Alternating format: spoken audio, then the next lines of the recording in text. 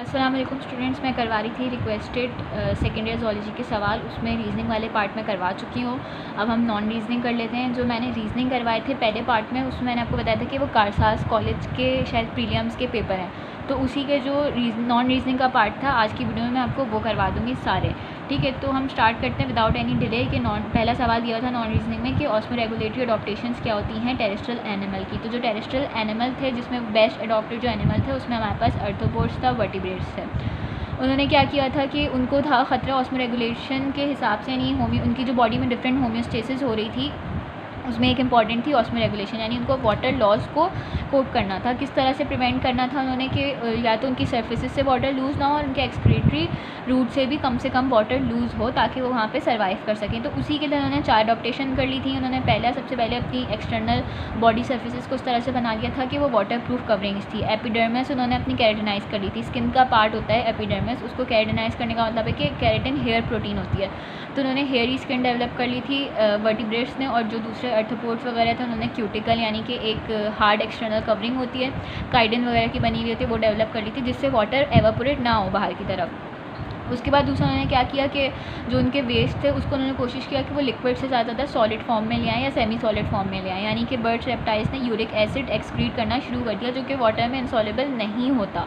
और उसको भी एक्सक्रीट करने से पहले उन्होंने अपने क्लोका वगैरह में स्टोर किया और उसमें से जितना वाटर वो रीअब्जॉर्ब कर सकते थे उन लोगों ने किया। इसी तरह से रेप्टाइल्स वगैरह ने क्या किया कि अपना जो वो यूरिया वगैरह बना रहे थे, मैमल्स वगैरह ने क्या किया कि उन्होंने जो यूरिया वगैरह बना रहे थे उन्होंने उसको भी उसकी भी रिटेंशन स्टार्ट कर दी अपने रेक्टम वगैरह के अंदर। उसमें से भी जितना वो वाटर रीअब्जॉर्ब कर सकते थे उन्होंने किया ताकि मैक्सिमम वाटर जो है वो बॉडी के अंदर रहे। इसके अलावा क्या किया कि जो मेटाबॉलिज्म हो रही थी उनकी बॉडी में, जो भी केमिकल रिएक्शन में वाटर बन रहा था उसको भी वो यूटिलाइज़ कर रहे थे। उसके बाद अगला सवाल था कि डिफाइन जॉइंट्स और उनके नाम बता दें डिफरेंट टाइप ऑफ जॉइंट्स के। तो ये वाला सवाल मैं मॉडल पेपर की नॉन रीजनिंग वाली वीडियो में करवा चुकी हूँ। एक बात मैं आपको बता देती हूँ कि जब इस तरह से पूछते हैं कि डेफिनेशन बतानी होती है और नाम बताने होते हैं डिफरेंट टाइप्स के, तो इसके 1 नंबर हैं और नाम बताने के 1 नंबर, यानी टोटल 2 नंबर आपको तब मिलेंगे जब आप सिर्फ इसकी डेफिनेशन बताएंगे और उसको प्रॉपर आप इसके टाइप्स बता देंगे। यानी आप सिर्फ हिंज जॉइंट, पिवट जॉइंट बताएंगे तो वो आपको पूरे नंबर नहीं मिलेंगे। आपने उसको प्रॉपर क्लासीफाई करके बताना है कि एक मूवेबल होते हैं, एक इमूवेबल होता है और एक पार्शली मूवेबल होता है। पार्शली मूवेबल के अंदर जो है वो ball and socket, hinge, pivot, ये सारी चीज़ें आती है। तो इस तरह से प्रॉपर सिर्फ आपने नाम बताना है, उनको डिफाइन करने की भी कोई ज़रूरत नहीं है।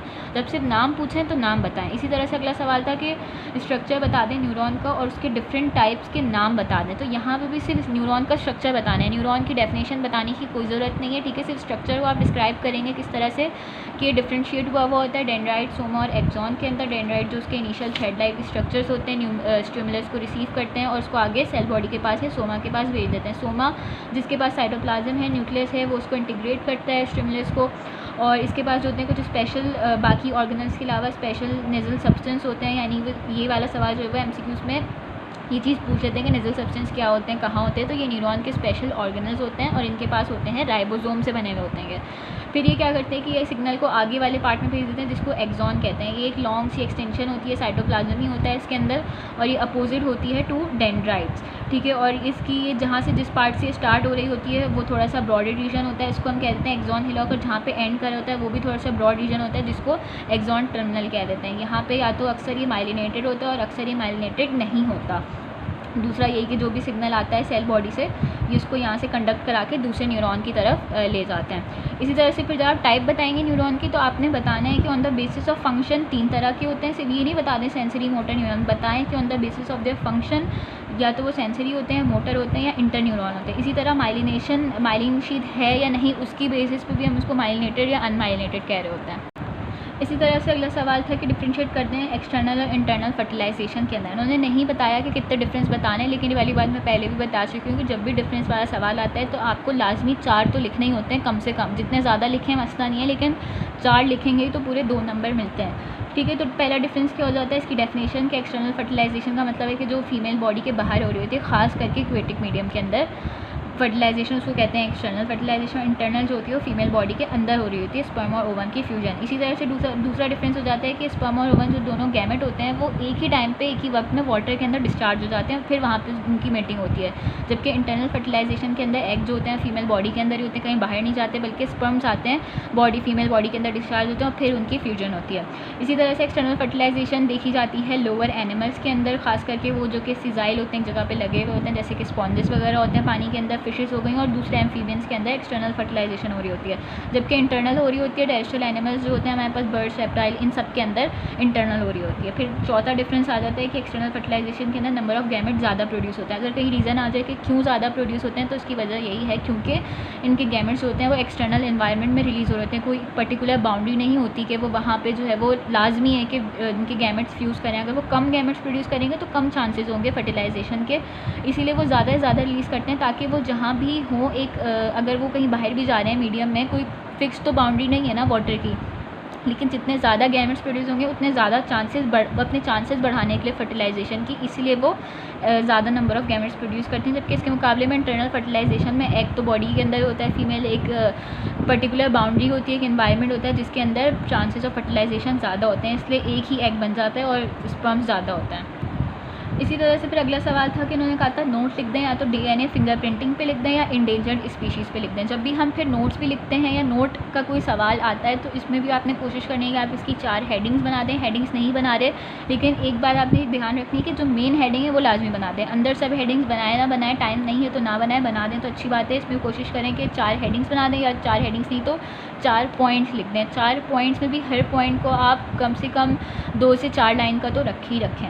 इस तरह से आपकी प्रॉपर रिक्वायर्ड वॉल्यूम जो है वो आपका किसी नोट का शॉर्ट क्वेश्चन के अंदर, रीजनिंग क्वेश्चन के अंदर वो मैच होगा या वो पूरा होगा। तो डीएनए फिंगरप्रिंटिंग में मैंने इसकी एक डेफिनेशन बता दी है, फिर मैंने इसका अदर नेम बता दिया है, और फिर मैंने प्रोसीजर बता दिया किस तरह से होता है, मैंने इसकी इंपॉर्टेंस बता दी है। डेफिनेशन की अगर बात करें तो डीएनए फिंगरप्रिंटिंग क्या होती है कि उसमें हम डीएनए फिंगरप्रिंट्स बनाते हैं। डीएनए फिंगरप्रिंट यानी कि जो डीएनए की सीक्वेंसेस होती है उसकी इलेक्ट्रोफोरेसिस की जाती है, डीएनए की इलेक्ट्रोफोरेसिस की जाती है, और हमें एक पर्टिकुलर पैटर्न मिलता है जो कि जिस इंसान का कर रहे हैं उसी का स्पेसिफिक होता है। उसको हम कह देते हैं डीएनए फिंगरप्रिंट, क्योंकि वो फिंगरप्रिंट्स की तरह हर इंसान का एक स्पेसिफिक होता है, इसलिए उन सीक्वेंसेस को हम डीएनए फिंगरप्रिंट्स कह देते हैं, और डीएनए फिंगरप्रिंट्स निकालने के प्रोसेस को डीएनए फिंगरप्रिंटिंग कह देते हैं। इसका दूसरा नाम ये होता है कि जो डिफरेंसेस आ रही होती हैं पैटर्न के अंदर, डीएनए की इलेक्ट्रोफोरेटिक पैटर्न के अंदर जो डिफरेंसेस आ रही होती हैं, इसको हम कहते हैं रिस्ट्रिक्शन, सेगमेंट लेंथ, पॉलीमॉर्फिज्म यानी रिफ्लिप्स। ठीक है, ये इसका दूसरा नाम हो जाता है। फिर हम किस तरह से कर रहे होते हैं कि हम क्या करते हैं कि डीएनए निकाल लेते हैं किसी भी सेल सैंपल से, चाहे ब्लड हो या कोई भी दूसरा सेल हो, उसमें से डीएनए निकालते हैं, उसके फ्रेगमेंट्स निकालते हैं, फ्रेगमेंट्स की इलेक्ट्रोफोरेसिस करते हैं, उसकी कुछ सीक्वेंस आ जाती है, पर्टिकुलर सीक्वेंस, उसको हम विजुलाइज कर सकते हैं एक्सरे के जरिए, और फिर हम इस तरह से देख लेते हैं। इसकी इंपॉर्टेंस क्या होती है कि वो जो मसले आए हुए होते हैं कि पेरेंटेज के मसले आए हुए होते हैं कि किसका बच्चा है किसका नहीं है, वो मसले हम डीएनए फिंगरप्रिंटिंग से सॉल्व कर लेते हैं। किस तरह से कि जो एक बेबी होगा उसका जो सीक्वेंस आएगा वो अपने पेरेंट्स से, मदर या फादर से जो है वो बहुत ज़्यादा मिलता जुलता होगा, क्योंकि हमें पता है डीएनए के अंदर कुछ इस तरह के सेगमेंट होते हैं, काफ़ी सारे नॉन फंक्शनल सेगमेंट्स होते हैं जो कि जनरेशन टू जनरेशन इनहेरिट हो रहे होते हैं, तो वो सेम बिल्कुल वैसे ही होंगे जैसे पेरेंट के होंगे, तो उनको मैच कर लेते हैं, जिनके मैच कर रहे होते हैं वो उनका ही बेबी होता है। इस तरह से वो डिस्प्यूट सॉल्व करते हैं। इसके अलावा क्रिमिनल्स भी होते हैं, जो सस्पेक्टेड पर्सन होता है उसको, और फिर जो क्रिमिनल जो केस सीन पे अगर हमें कोई हेयर सैंपल मिला होता है, कोई सीमन मिला होता है, कोई और ब्लड सैंपल मिला होता है, उसका डीएनए निकाल के डीएनए फिंगरप्रिंटिंग करते हैं उसकी, और उसको सस्पेक्ट के साथ, सस्पेक्टेड इंडिविजुअल के डीएनए फिंगरप्रिंट के साथ मैच करके क्रिमिनल्स को भी हम डिटेक्ट कर सकते हैं। इसी तरह फिर उन्होंने नोट पूछा हुआ था इंडेंजर्ड स्पीशीज़ पे, तो मैंने इसमें इसकी डेफिनेशन लिख ली, एक कॉज लिख ली, और इंडेंजर्ड स्पीशीज़ बता दी पाकिस्तान की। डेफिनेशन क्या होगी भाई कि वही पॉपुलेशन जो कि एक्सटिंक्ट होने वाली होती है, एलिमिनेट होने वाली होती है किसी जगह से, उसको इंडेंजर्ड स्पीशी कह देते हैं। कॉज जो उसकी सबसे इंपॉर्टेंट कॉज बताई थी वो प्रिंसिपल बताया था जेएफ गॉस ने, प्रिंसिपल ऑफ कॉम्पिटिटिव एक्सक्लूजन, जिसके हिसाब से अगर 2 स्पीशीज़ एक ही जगह पे रह रही हैं और वो एक ही तरह की रिसोर्स इस्तेमाल कर रही हैं, तो एक वक्त के बाद क्या होगा कि उसमें से कोई एक जो है वो उस रिसोर्स को ज़्यादा बेहतर इस्तेमाल करेगी, दूसरी जो होगी वो वहाँ से एलिमिनेट होना शुरू हो जाएगी। वो एलिमिनेट होने वाली स्पीशी ही इंडेंजर्ड स्पीशी कहलाने लग जाती है। दूसरी कॉजेज़ में हो सकता है कि उस जगह पे कोई क्लाइमेटिक चेंज इस तरह का आया है, कोई सैलाब आ गया, कोई ऐसा मसला आ गया कि वहाँ कोई स्पीशी नहीं रह पा रही, और दूसरा ये भी कि कोई और स्पीशी ना आके उनकी जगह को इन्वेट करना शुरू कर दे, ये भी रीज़न हो सकता है इंडेंजर्ड स्पीशीज़ का। पाकिस्तान में चीता, tiger, Asian lion, Indian Reno ये सारे एक्सटिंक्ट हो चुके हैं, और black duck, leopard, white headed duck ये सारे जो है वो एक्सटिंक्शन के करीब हैं। फिर अगला सवाल था कि नोट लिख दें या तो ग्रीन हाउस इफेक्ट के ऊपर या फिर डिप्लीशन ऑफ ओजोन लेयर के ऊपर। इसमें भी आप देख सकते हैं कि मैंने 4 हेडिंग्स वाला क्राइटेरिया फॉलो किया हुआ है कि पहले मैंने बता दिया कि ग्रीन हाउस इफेक्ट को ग्लोबल वार्मिंग भी कहते हैं, जो कि कार्बन डाइऑक्साइड की कंसनट्रेशन जो एटमॉस्फेयर में बढ़ जाती है उसकी वजह से होता है, जो कि अर्थ के टेम्परेचर को रेगुलेट करने में फिर उसका रोल होता है कार्बन डाइऑक्साइड की कंसनट्रेशन को। क्यों बढ़ रहा होता है भाई कि हम आजकल जो बहुत ज़्यादा जो इंडस्ट्री में फॉसिल फ्यूल बर्न हो रहा है, एटमॉस्फेयर में ऐड हो रहा है, उसकी वजह से कार्बन डाइऑक्साइड बढ़ रहा है। कार्बन डाइऑक्साइड जो एटमॉस्फेयर में बहुत सारा आ गया है वो क्या कर रहा है, जो सनलाइट आ रही है उसके अंदर बहुत तरह की रेडिएशंस होती हैं जो कि आती हैं अर्थ की सरफेस से टकरा के वापस आउटर एटमॉस्फेयर में चली जाती हैं। लेकिन अगर एटमॉस्फेयर में अर्थ की एटमॉस्फेयर में कार्बन डाइऑक्साइड ज़्यादा होगा तो उस तरह की रेडिएशन जैसे कि इंफ्रारेड रेडिएशन वो वहाँ से उसको स्केप नहीं करने देगा आउटर एटमॉस्फेयर में, वो जा नहीं पाएगी बल्कि अर्थ की सरफेस में ट्रैप हो जाएगी।